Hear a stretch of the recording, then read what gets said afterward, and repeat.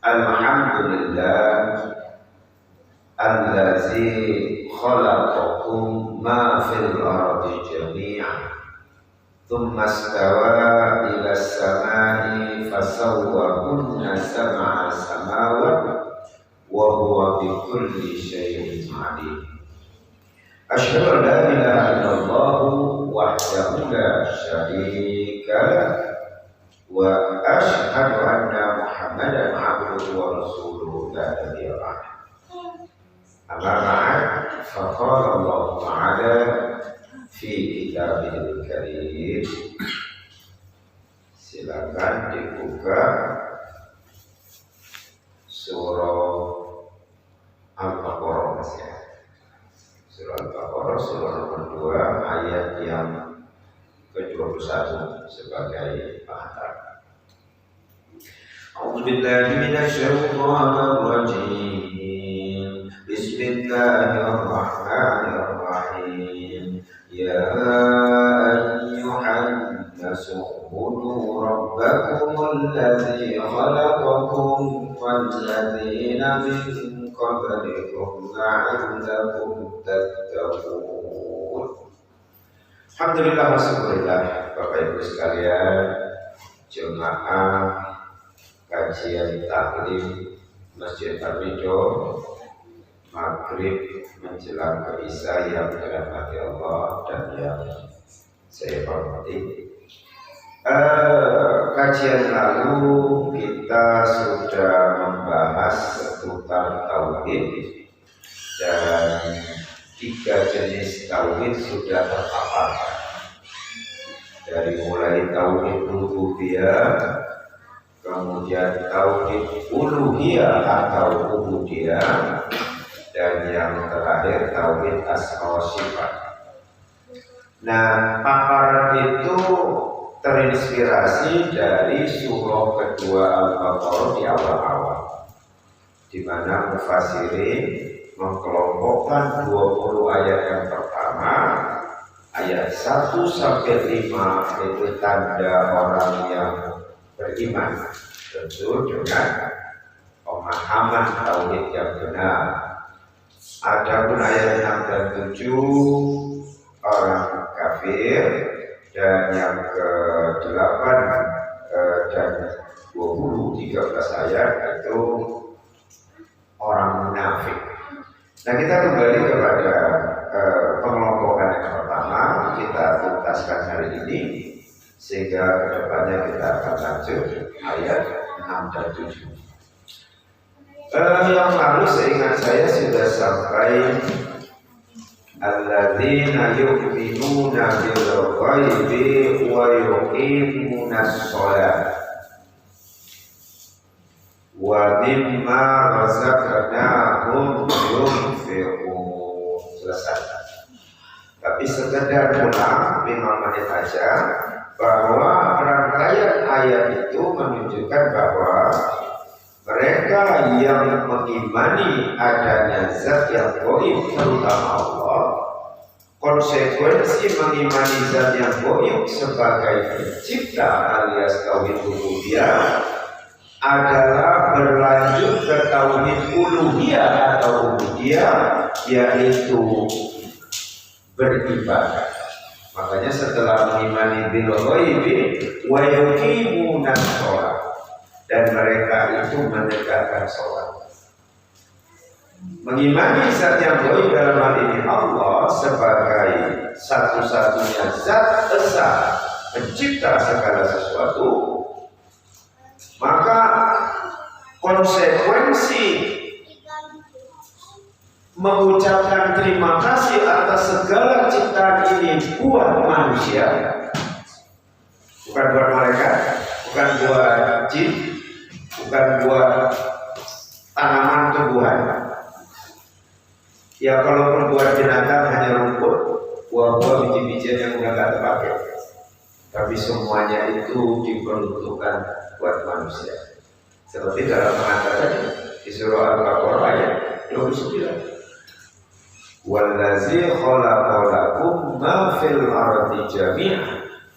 Dialah Allah yang menciptakan semua yang ada di bumi ini untukmu. Nah, sebagai ekspresi terima kasih, maka kita beribadah kepadanya, dan rajanya amal ibadah adalah wa yuqimunas shalah. Itu tauhid uluhiyah alias rububiyah. Konsekuensi orang yang mantap dalam memahami tauhid rububiyah menjadikan Allah sebagai satu-satunya zat pencipta, ya atas semua ciptaannya itu syukur nikmat. Ekspresi syukur nikmat itu dalam bentuk ibadah. Namanya tauhid rububiyah.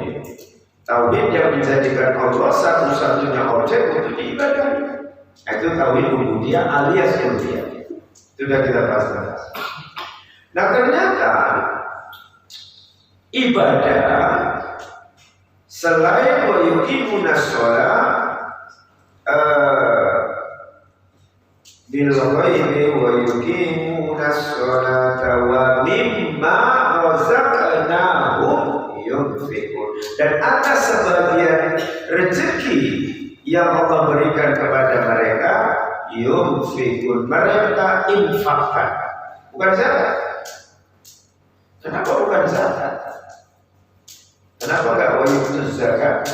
Tapi di awal-awal Al-Baqarah itu konsekuensi orang yang bertauhid ubudiyah atau uluhiyah adalah ibadah. Yang disebut di situ cuma sholat dan infak. Kalau zakat kenapa nggak disinggung di situ? Zakat itu memang sudah wajib. Wajib itu ketika sampai pada ukuran zakat mal dalam hal ini yang 2,5% per tahunnya itu, setelah sampai nasab ukurannya dimiliki 1 tahun, seharga emas mendekati 98 gram yang beredar, 2,5% adalah milik orang lain.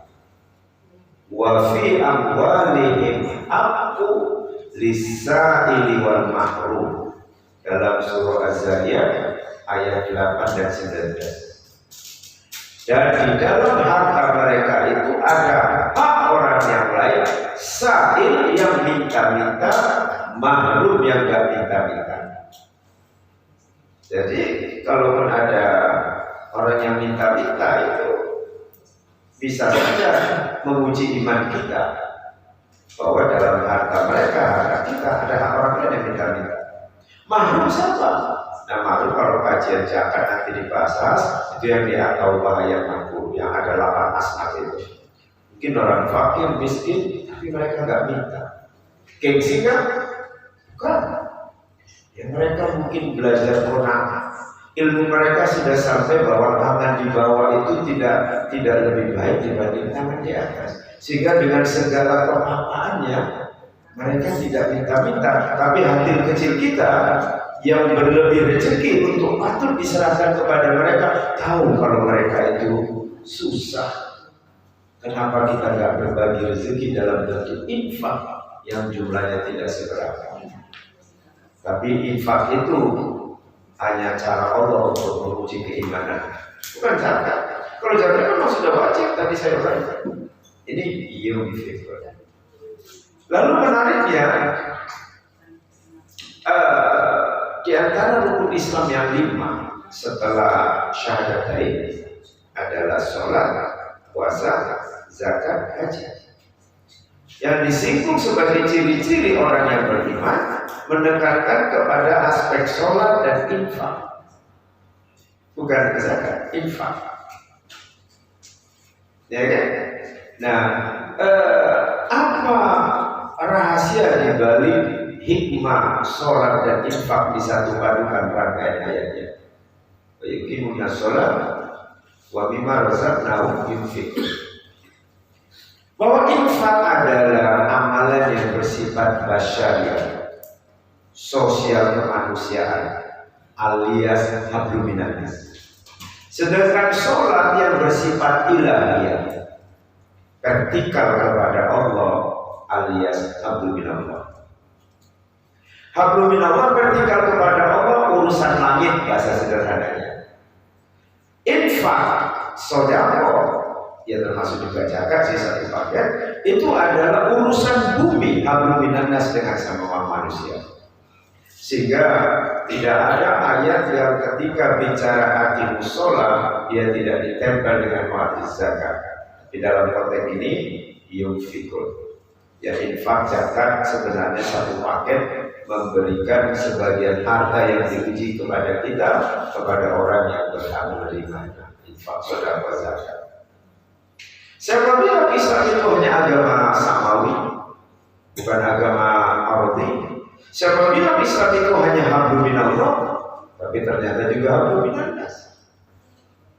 Salah satu contoh konkretnya rangkaian awal kalimat itu setelah wa yuqimuna sholat wa mimma razaqnahum yunfiqun. Sholat aspek ilahiyah, infak aspek basyariah, hablum minan nas.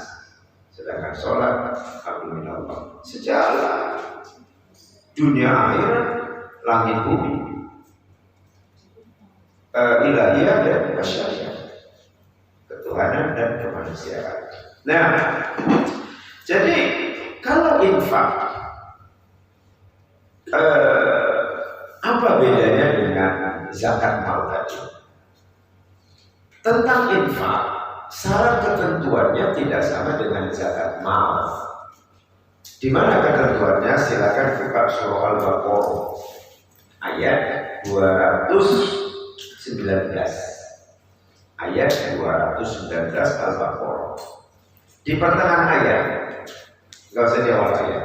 Di awal ayat dia menyinggung yas'alunaka 'anil khamri wal maisir qul fihima ismun kabirun wa manafi'u lin-nas wa ismuhuma akbaru min naf'ihima. Itu cerita tentang khamar dan judi, bahwa dalam keduanya itu ada manfaat, tapi mudorotnya dan dosanya itu lebih besar, gak sebanding dengan manfaat khamar judi. Nah, oleh karena itulah diharapkan. Nah, masuk ke ayat wa yas'alu, masih di ayat yang sama, Al-Baqarah 219. Wa yas'alunaka madza yunfiqun, dan mereka bertanya kepadamu hai Rasulullah, madza yunfiqun. Kalau masa sih dari segi nausoroh artinya apa? Apa yang diinfakkan? Tapi tafsirnya di situ bagaimana ketentuan berinfak. Maka dijawab Allah langsung, kulil af. Katakanlah ketentuan berinfak itu af. Afwa juga bisa dibaca, tapi diartikan juga dari segi ilmu tajwid. Afwa. Apa itu afwa? Apa itu afwa? Kelebihan dari kebutuhanmu, ayah. Jadi ketentuan infak itu adalah kelebihan apa yang kau butuhkan. Itu jatahnya infak. Engkau salurkan semua kelebihan dari yang kau butuhkan, itu lebih bagus.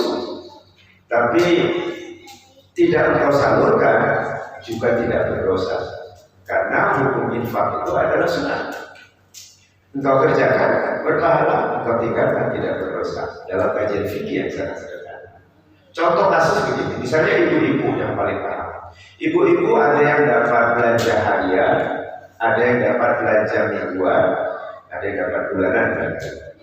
Katakanlah misalnya belanja harian mungkin dikasih suami 75.000, bisa. Beda-beda lah, tergantung personal orang yang membutuhkan makan dan minum tadi.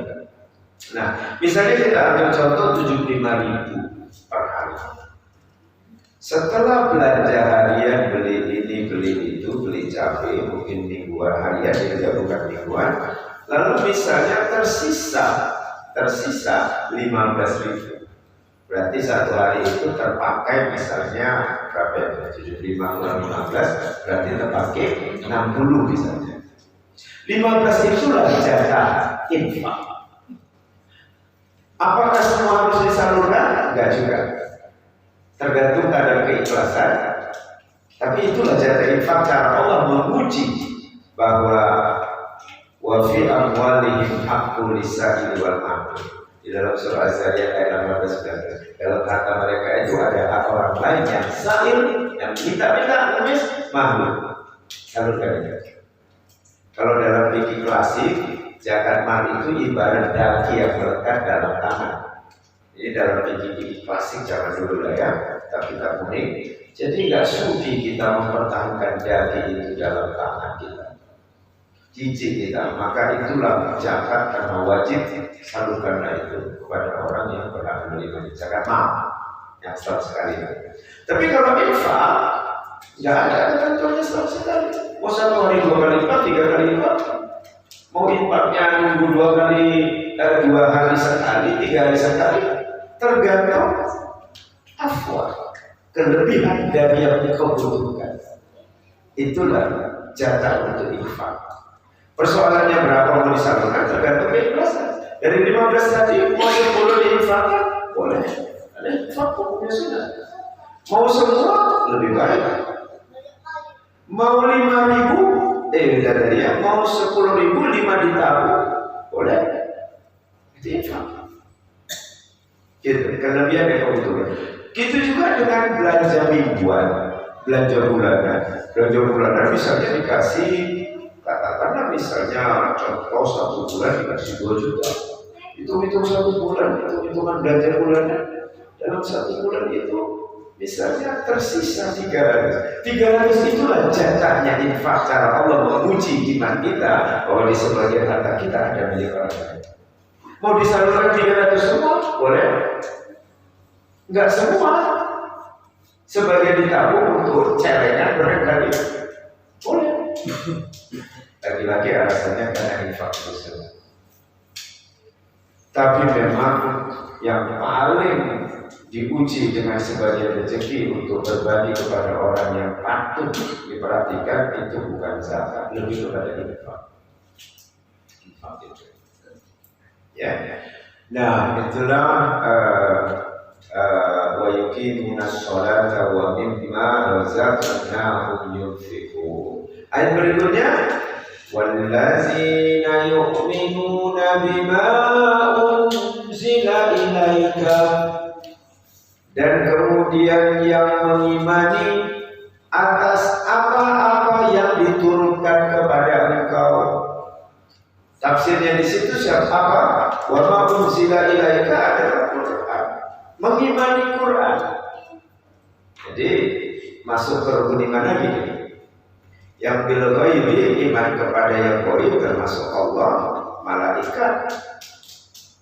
Nah, terus dipenggal ke rukun Islam, wa yuqimuna shalah wa mimma razaqnahum yunfiqun. Ya termasuk sholat dan infak. Ya tanda petik juga zakat di situ. Nah kemudian masuk lagi ke rukun iman kepada kitab Al-Quran. Bima unzila ilaika, mengimani atas apa yang diturunkan kepada Al-Quran. Wa ma unzila min qablik, dan apa-apa kitab yang diturunkan sebelum engkau. Sebelum engkau ya Rasul, ada Taurat, ada Injil. Karena dalam rukun iman yang mengimani kitab itu bukan cuma Quran aja. Mengimani Taurat, mengimani Injil, mengimani Zabur, mengimani Quran. Apakah kitab Taurat dan Injil yang sekarang harus kita imani? Karena semua kitab itu wa ma unzila min qablik, dan kitab-kitab yang diturunkan sebelum engkau bukan. Taurat dan Injil yang sekarang bukan untuk diimani oleh umatnya Rasulullah. Kenapa? Yang diminta untuk mengimani itu Taurat yang asli dan otentik yang pada saat dibawa oleh Musa saat zamannya oleh kaum Bani Israel alias Yahudi. Itu juga Injil yang harus diimani itu Injil yang memang otentik asli yang diberikan kepada Isa Sallallahu Alaihi Wasallam kepada Bani Israel Yahudi pada saat itu. Bagaimana dengan Taurat dan Injil yang beredar saat ini? Jawabannya buka surah Al-Baqarah 79. Itu jawabannya. Apakah harus kita imani? Yang beredar Taurat, Injil yang ada di rumah-rumah ibadah mereka saat ini. Gimana cara kita menyikapi, terutama Injil ya? Kalau Taurat itu banyak terjadi di Israel Yahudi. Kalau di Indonesia ini kan memang ada saudara kita yang beragama Nasrani, mereka bawa Injil ke sana kemari atau Alkitab sebentar mereka. Bagaimana cara kita, apakah itu kita imani atau tidak atau gimana? Ini jawabannya. Surah Al-Baqarah ayat 79. Silakan bacanya. Artinya jawab. Maka celakalah orang-orang yang menulis kitab dengan tangan mereka sendiri, kemudian berkata ini dari Allah dengan maksud untuk menjualnya dengan harga yang murah. Maka celakalah mereka karena tulisan tangan mereka, dan celakalah mereka karena apa yang mereka berbuat. Masya Allah.